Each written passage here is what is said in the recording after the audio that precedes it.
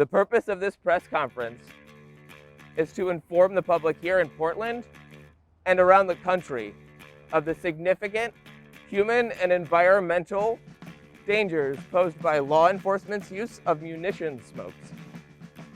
The tear gassing and the pollution that's happening is part of a legacy, and it continues to travel into the water and horribly negatively affect salmon and people and other mammals that rely on them.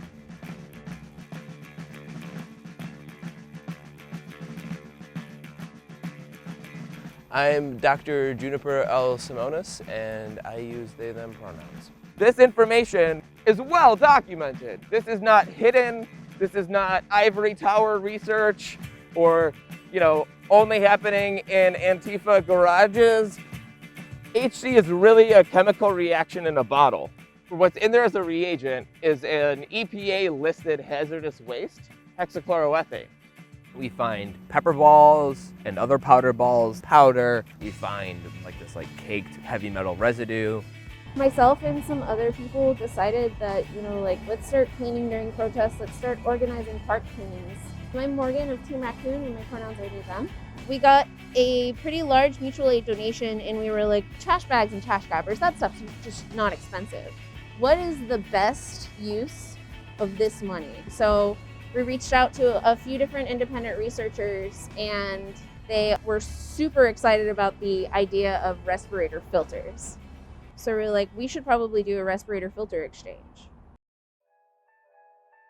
I try to drop off respirator filter exchange kits at protests, at pre-protest meetup spots.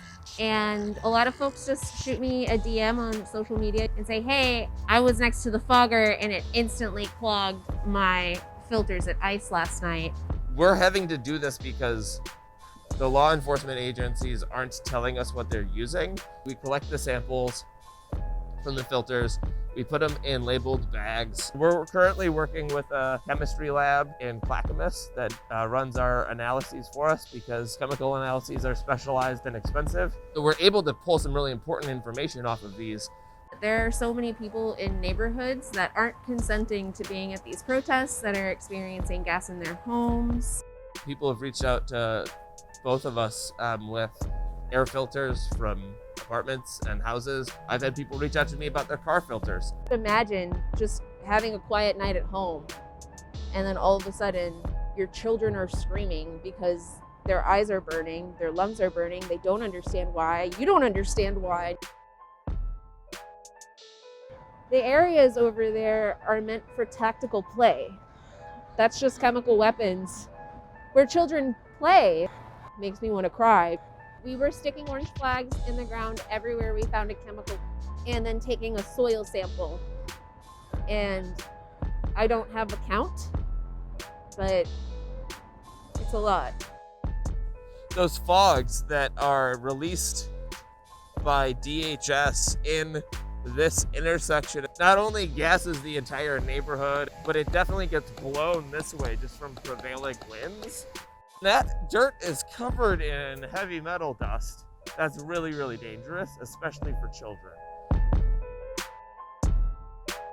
This is a clarion call. If you are a researcher who is interested in supporting the cause, there is more than enough research that needs to be done.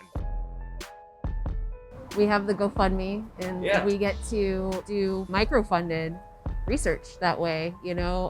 One great thing about our micro-funding, it means that it gives the power back to the people. The accountability that the police are refusing to give us, we're taking it back. We are taking our power back.